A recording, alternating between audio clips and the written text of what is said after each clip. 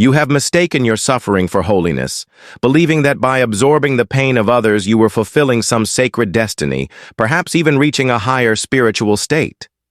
But what if I told you that your endless forgiveness, so rarely earned, was not strength at all, but the quiet symptom of a deeper captivity? The one we call the empath is not born of light, but of survival. They are the child who learned to read the room before they could read words, the daughter who understood her mother's silence better than her own heartbeat, the son who treated his father's anger as if it were divine scripture to be decoded. This heightened sensitivity was not a gift given freely by life. It was a shield carved in the dark to withstand unpredictable love. And so the empath grew luminous in their wounds, fragile in their strength.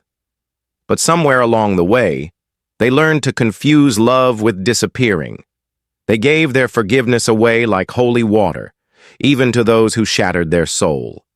Deep beneath that choice lives a fear that without forgiving, love will be withdrawn. That to refuse would mean abandonment, not only by the other, but by the self they built around pleasing them. So they forgive the narcissist, the betrayer, the abuser. They defend the one wearing the mask, unaware they too are hiding behind one. A mask named peace, a mask named compassion, a mask concealing the unspoken rage of the child left behind.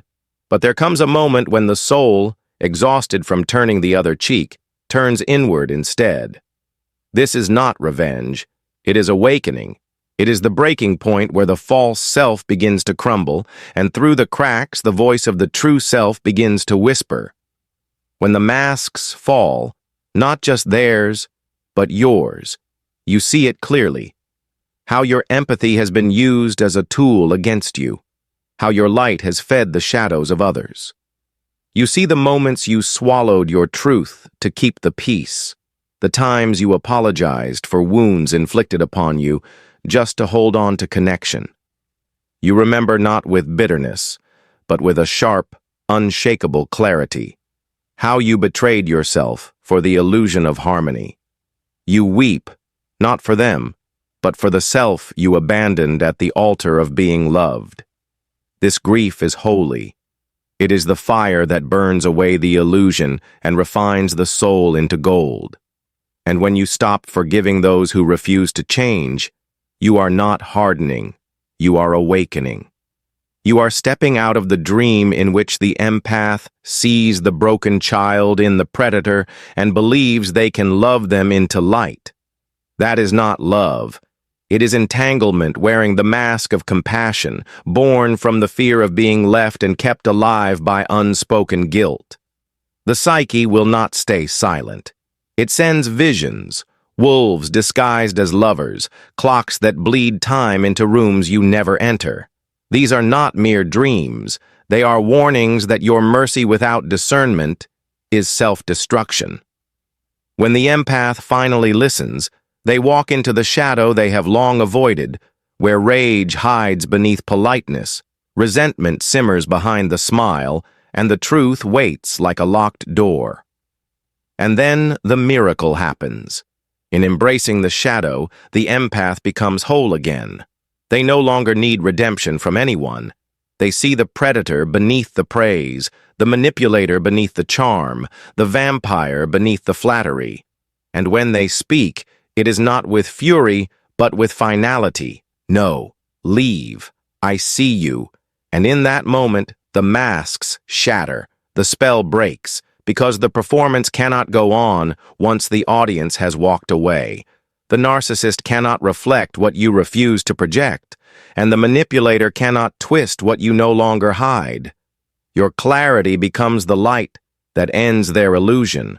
Your truth becomes the blade that cuts through illusion. The power you once poured out as endless forgiveness flows back into you as unshakable boundaries. But this return is not without grief, because when the masks fall, so does the dream. You have to lay to rest the version of them you loved in your mind, the potential you clung to, the promise that never came to life. You have to bury the hope that your love could fix them. And in that burial, something miraculous stirs. Your soul, begins to rise. This is individuation, the sacred journey the mystics risked everything for, the transformation prophets were burned for. It is the death of the false self and the birth of the inner sovereign. And it does not begin with light. It begins with the refusal to betray your own darkness. True awakening is not born from pretending to be pure. It is born from making the unseen, the unwanted, the suppressed conscious. When the empath stops forgiving, they are not turning to cruelty. They are becoming whole. They are reclaiming the parts of themselves they were told to bury, and in doing so, they become formidable. Not because they harm, but because they refuse to be harmed. They no longer offer emotional sanctuary to those who take without giving, to those who consume empathy but reject accountability.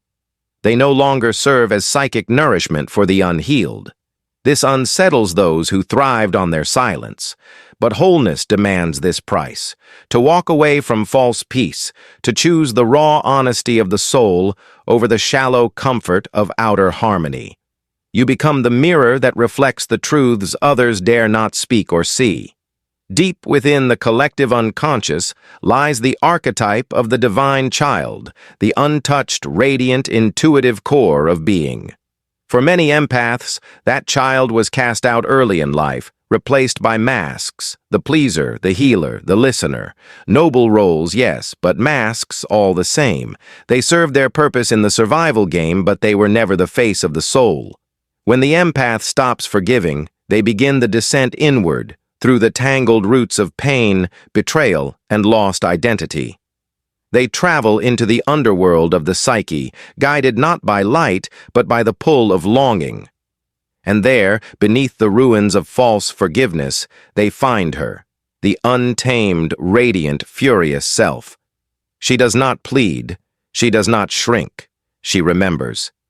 In her gaze, you see the power you were born with, the kind that does not need to be earned through sacrifice or bought through goodness. It simply is. And in this reunion, real healing begins. You understand that forgiveness was never your sacred duty, it was your delay. It kept you circling the wound instead of cleansing it. Now the wound is ready. It has fed long enough. Your refusal to forgive the unforgivable becomes the scalpel. Your rage is the cleansing fire. Your grief is the baptism. And you emerge, not as the empath who absorbs every blow, but as the mystic who transmutes pain into truth. You no longer forgive to keep the connection alive. You forgive when the soul itself says, now. When the truth has been spoken. When the wound has been fully seen. Not before. That is divine timing. Anything else is emotional submission. Those who demand your forgiveness on their terms do not seek healing. They seek control. Let them fall. Let every mask crumble. Let silence reveal the compassion that once hid behind your fear. Because when you stop forgiving what should never have been endured, you stop betraying the sacred within you. You begin to hear again the voice of your inner God, the whispers of your ancestors, the truth etched in your bones. They tell you that you were never meant to be nourishment for someone else's shadows. You were meant to bring light to your own. And when you finally honor your own light, the world bends to meet you at that frequency. Those who once fed on your silence now recoil in the face of your sovereignty. Those who once called your kindness a blessing now call it cruelty. Not because you have hardened, but because you have locked the well they never helped fill.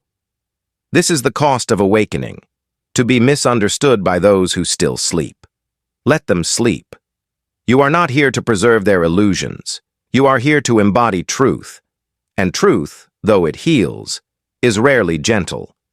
The empath who stops forgiving becomes a mirror the world cannot turn away from. In your gaze, the liar meets his own deception. In your stillness, the manipulator hears the hollow echo of his own hunger. In your refusal to excuse the inexcusable, you force the world to face the weight of what you once carried for them. You no longer absorb their chaos or metabolize their guilt. You return it, not with vengeance, but with clarity. And this clarity is sacred. It is the sword of the psyche, slicing clean through projection and illusion. It is the quiet, unshakable voice that says no more, not from anger, but from reverence for the self. And in that reverence, you find something deeper than forgiveness: alignment. Alignment with the part of you that has always known, deep beneath the need to please, that your energy is holy, your body an altar, your presence a gift never meant to be squandered by the unworthy. The world calls it change, but it is not change. It is return. Return to your essence, to the truth that existed before every mask you wore to survive. And in that return, you see the archetypes clearly for what they are. The vampire, feeding on emotional labor under the guise of need. The false prophet, twisting your hope into a leash for devotion. The eternal child, demanding rescue but rejecting responsibility.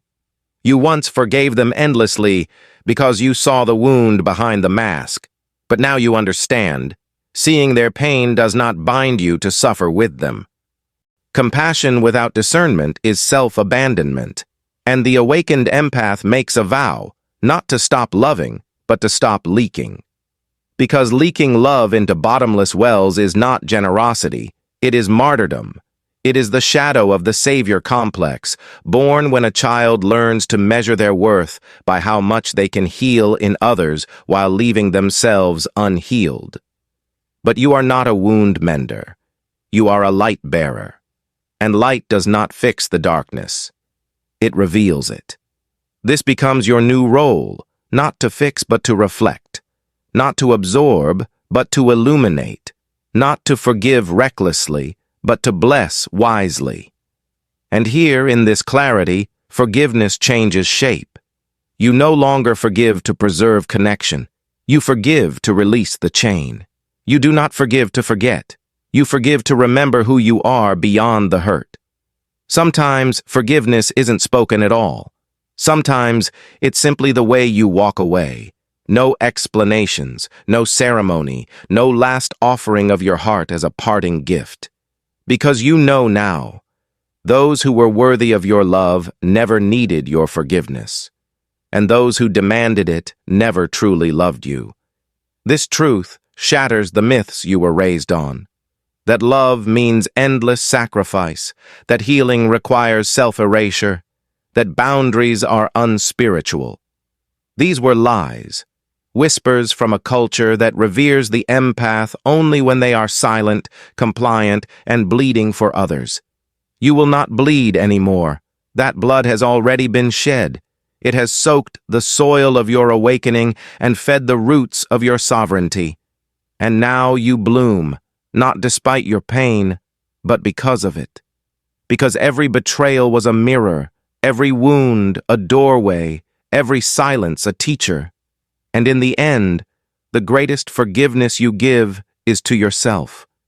You forgive yourself for mistaking trauma for destiny, for calling emotional starvation unconditional love, for confusing projection with prophecy. You forgive yourself for the years you stayed, for the nights you swallowed your voice, for the smiles that hid your screams. And in that self-forgiveness, something extraordinary happens. The masks fall from your own face. You see yourself not as the empath, not as the fixer, not as the forgiver, but as the sovereign soul who endured enough illusion to finally remember. And the truth you remember is this: you never needed their approval. You never needed their love. You never needed to be understood. You only ever needed to remember that your soul was never here to feed the shadows of others. It was here to shine, to speak, to walk in truth, even when the world demands your silence. And if that truth frightens them, let it. Let every false connection dissolve. Let every bond built on illusion break. Because what falls away was never yours to begin with. There comes a moment when the heart that once forgave, without hesitation, becomes something unshakable. Eyes that once softened now hold a mirror so clear the world cannot turn away. In that gaze, deception folds in on itself, and the manipulator is confronted not by your anger, but by the echo of their own hunger. You no longer swallow what was never yours to carry. You give it back, not in vengeance, but in unflinching clarity. And that clarity becomes a sacred force, a blade that slices through illusion, a voice that says, "No more," with reverence, not rage. What rises in its place is alignment. Alignment with the self you abandoned each time you betrayed your own boundaries for the sake of another's comfort. The part of you that once whispered is now roaring, reminding you that your energy is holy, your body a living altar, your presence too precious to waste on those who treat it as disposable. The world calls this change, but it's not change. It's a return to essence, to center, to the truth that has always lived beneath the masks you wore to survive. And in that return, the patterns reveal themselves. You see the vampire who drinks from your emotional labor, the false prophet who cloaks manipulation in promises, the eternal child who cries for rescue without lifting a hand toward their own healing. Once, you forgave them endlessly because you could see the wound beneath the mask. But now you know that seeing someone's pain does not mean you must bleed with them. Without discernment, compassion becomes self-abandonment, and leaking love into bottomless wells is not generosity, it is martyrdom. You are not here to mend every wound. You are here to be light, and light does not fix the darkness, it exposes it. You stop forgiving to keep people close, and instead forgive to set yourself free. Sometimes that forgiveness doesn't even need words. It's in the way you walk away, quiet and whole, without leaving another piece of yourself behind. Because now you understand. Those who truly deserved your love never needed your forgiveness, and those who demanded it never truly loved you. This truth dismantles the myths you were fed, that love means endless sacrifice, that healing demands your erasure, that boundaries are somehow unspiritual. These are lies, remnants of a culture that only honors the empath when they are silent, compliant, and bleeding for others. But you will not bleed anymore. Every drop already spilled has nourished the roots of your awakening. And now you bloom, not in spite of your pain, but because of it. Every betrayal a mirror, every wound a doorway, every silence a teacher. And when you forgive yourself for mistaking trauma for destiny, for calling emotional starvation love, for swallowing your voice until it ached, you feel the miracle unfold. The masks fall from your own face, and you see yourself not as the fixer or the forgiver, but as a sovereign soul who has endured enough illusion to finally live in truth. You never needed their approval, their understanding, or even their love. You needed only to remember, you are not here to serve the shadows of others. You are here to stand in the light, to speak without apology, to walk without fear. And if that light frightens them, let it. Let every false bond dissolve, every mask shatter under the weight of your becoming. Because when the empath stops forgiving in the way the world demands, they become dangerous, not to people, but to the systems built on guilt, control, and emotional debt. You are a lighthouse now, not for those who need saving, but for those who are ready to awaken. You will not shield them from the truth anymore, because truth spoken with compassion does not destroy. It liberates. Obeying your soul more than the stories you inherited burns away every false role you were taught to play. This path is not soft, it is fire. It scorches every lie you ever mistook for love, melts the masks from the faces around you, and leaves only what is real. And in that reality, you are not absorbing anymore. You are reflecting. You see clearly the difference between wounds and weapons, between sorrow and manipulation. You no longer open your gates to every hand that knocks. Some will call you cold now, some will call you cruel.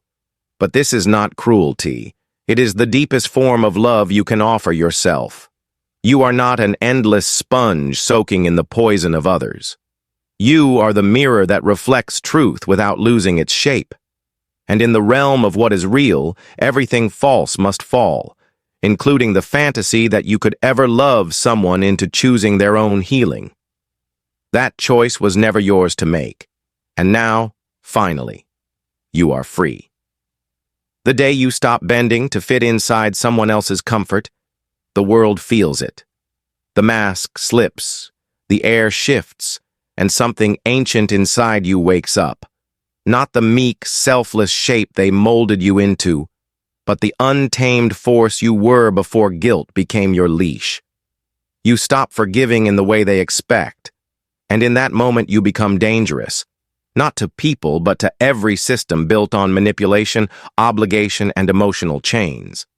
You turn into a quiet storm, a lighthouse for those still caught in the tides of codependency, a prophet of the sacred no. In your presence, others begin to stir awake, not because you rescue them, but because you stop cushioning them from the raw truth. And truth, when spoken with both clarity and compassion, does not destroy. It liberates. You speak it even when your voice trembles, even when they walk away, even when it leaves you standing in the silence alone.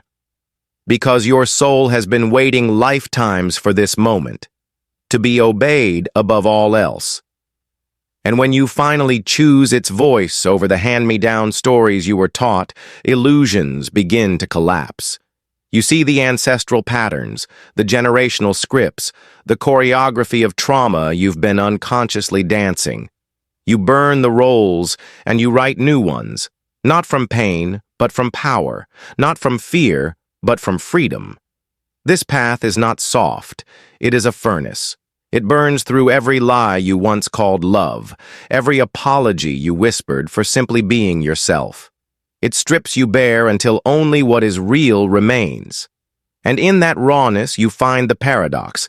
When you stop forgiving to keep the peace, you discover the kind of forgiveness that truly frees the soul. Not the kind that keeps you tethered to those who hurt you, but the kind that releases you completely. A deeper knowing returns to you, a language older than words, speaking through symbols, visions, and dreams. You dream of locked doors you never claimed, bridges collapsing behind you, mirrors melting into flame. Each image a revelation. The locked door is your boundary. The falling bridge is the tie you can no longer maintain. The burning mirror is the death of self-sacrifice. Every dream whispers, "It is time to come home." Home is not the role you've played. It's not the endless patience, the quiet endurance, the soft shell they depended on. Home is the archetype of wholeness inside you, holding both wrath and love, silence and song, shadow and light. It is the you that remembers sacred anger, holy discernment, and boundaries as altars, not walls. You rebuild from truth, not apology. You guard your gates with intention, sensing the difference between a voice speaking from a mask and one speaking from the soul. You stop being a sponge that soaks up poison. You become a mirror that reflects truth without distortion. And when people realize they can no longer draw strength from your weakness, they call you harsh, cold, arrogant. But their discomfort is not your burden. It's their reckoning. You are not cruel for being discerning. You are not broken for walking away from one-sided intimacy. In the realm of the real, every false thing must fall, including the fantasy that you could love someone into healing. Potential, you learn, is not a promise. It's a projection. You stop confusing your light with their ladder. You stop intercepting karma and calling it kindness. You let people face their own shadows, carry their own lessons, and meet their own consequences. Forgiveness becomes something different. No longer a reunion, no longer silence, no longer pretending the wound was never there. True forgiveness burns away illusion, leaving only truth. Some people were not meant to stay. They were there to split you open so your soul could rise through the fracture. You honor them for what they awakened, not for what they failed to become. You stop romanticizing trauma, stop loving the broken bird that bites your hand, stop trading your silence for scraps of connection. You have touched your own rage, embraced your shadow, tasted solitude, and found it sweeter than self-betrayal. So when they come asking for forgiveness, as if it is theirs by right, you tell them with unwavering honesty, "Forgiveness is not mine to give, it is yours to earn." And if they cannot hold the weight of your boundaries, they never deserve the warmth of your empathy. You let them go, let the stories twist, because truth does not bend to perception. You are not who they remember, you are who you have reclaimed. This is not bitterness, it is resurrection. You stop carrying the cross of everyone else's redemption. You stop being the detour around their accountability. You stand as an altar where only truth is allowed to kneel. Yes, the path thins. Yes, it gets quieter. But what fills that space is worth everything. Yourself, whole, unmoved, unbreakable. In that stillness, the right ones come. Those who do not need you to shrink so they can feel tall. Who do not harvest your light but honor it. You know them by how your nervous system exhales in their presence, by how your intuition stretches wide instead of shrinking, by the way truth flows between you unfiltered. This is the reward, not peace with everyone, but peace with yourself. And in that peace, you discover the final vow, self-loyalty, the unshakable promise to never abandon your truth again. It is forged not in easy moments, but in the ashes of betrayal, in the breaking and the remaking, until your soul remembers its original shape. A shape never meant to bear the weight of everyone's unhealed wounds, but to reflect the divine. You who once begged for peace now carry it inside you, not as a gift from the world, but as the essence of who you've always been. Some people stay in places that slowly drain them, thinking they're protecting love, when in truth, they're protecting an illusion.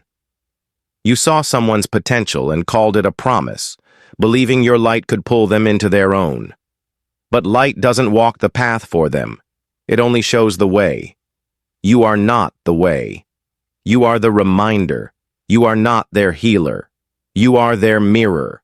And the day you stop shielding someone from the consequences of their own choices is the day you set both of you free. You stop mistaking guilt for guidance. You stop carrying pain that was never yours to carry. You stop confusing endurance with love. And in that clarity, you finally feel the weight lift. Forgiveness takes on a new shape here. It's no longer a reunion, a silent nod, or pretending it never hurt. True forgiveness stings. It burns through illusions and leaves only truth. And the truth is, some people were never meant to stay. They cracked your heart open so something higher could rise through the fracture. They were catalysts, not companions. And the moment you awaken, you stop turning trauma into romance. You stop reaching for the broken bird that bites your hand. You stop staying in places where your silence is traded like currency. You stop calling crumbs grace. You've tasted truth now. You've knelt before your own rage and cried in the arms of your shadow. You no longer fear being alone, only abandoning yourself again. So when someone asks, "Why can't you just forgive me?" you answer with sacred honesty, because forgiveness is not mine to hand out. It's yours to earn. And if they can't hold the weight of your boundaries, they never deserve the warmth of your empathy. Let them call you cold, selfish, unforgiving. Let the stories twist. Truth isn't damaged by perception. You are not who they remember. You are who you reclaimed. You've returned to your sacred no, to the self they buried beneath your people-pleasing. You no longer carry everyone else's redemption. You let them meet their own reflection. You stop being the detour from their accountability. You become the altar where only truth kneels. Yes, the path gets lonelier before it gets lighter. You will lose the ones who thrived on the version of you that was always available, always agreeable, always in debt. But what you gain is beyond measure. Yourself, unmasked, unmoved, unbreakable. And then, something beautiful happens. The right ones arrive. The ones who don't need you small so they can feel big. The ones who bow to your light instead of harvesting it. The ones who create with you instead of taking from you. You'll know them by the calm in your body when they're near, by how your intuition expands instead of shrinks, by how truth flows between you like an unfiltered river. This is the reward. Not peace with everyone, but peace with yourself. And from that peace blooms something even more sacred, loyalty to yourself. It's the vow to never abandon your truth again, not a promise forged in triumph, but in the ashes of betrayal. You don't get here by chance. You arrive because your soul was split open until it remembered its original shape. And that shape was never meant to carry everyone else's wounds. It was built to reflect the divine. You who once begged for peace now know peace is born from alignment, not approval. And in that knowing, you forgive yourself, not as blame, but as awakening. You see where you stayed too long, where you silenced your truth, where you mistook masks for souls. Awareness frees you. Freedom burns. You begin living from the center instead of the edges. Your love becomes fire, rare, holy, and too bright for the timid to hold. They will call you selfish. They will say you've changed, and they will be right. You didn't become hard. You became whole. You didn't stop loving. You stopped lying. Empathy is no longer the river you drown in, but the cup you offer when your own well is full. Anything less is self-abandonment disguised as love. And the world doesn't need more abandoned selves. It needs souls who embody their truth. The empath who stops forgiving becomes a presence that makes masks fall. You're no longer the sponge. You're the compass. The world, unaccustomed to truth without apology, will try to pull you back with guilt or flattery. But you no longer dance for scraps. You feast on truth. You drink from your own well. You stop fixing others and become so whole, your presence is medicine. Your no becomes a mirror where others see themselves clearly, maybe for the first time. And yes, you'll grieve. You'll grieve the self who kept peace at any cost, the relationships built on resentment, the mask that made you lovable to the unavailable. Let grief wash over you. It's the echo of release. It means you loved. It means you hoped. And now it means you are free. Free to love not from fear, but from fullness. Free to give from overflow, not obligation. This is love untouched by guilt. Love the wounded can't manipulate. Love that says, I will not carry your shadow, but I will stand in mine while you meet yours. The awakened empath isn't softer, they're stronger. Not louder, wiser. They're loyal to the self that no longer needs to forgive to be free. So let the masks fall. Let the old stories collapse. Let the ones who fed on your weakness grieve the version of you that kept their comfort alive. You have returned. And in your return, the world becomes a little more honest, a little more whole, a little more sacred. You are not here to be understood by the unhealed. Not here to shrink so others feel tall. Not here to forgive what broke you into silence. You are here to remember, to burn, to walk through the fire and emerge without a single false thing clinging to your skin.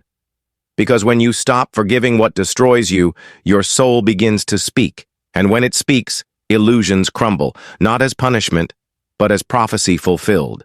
This is the beginning of truth. This is the return of you.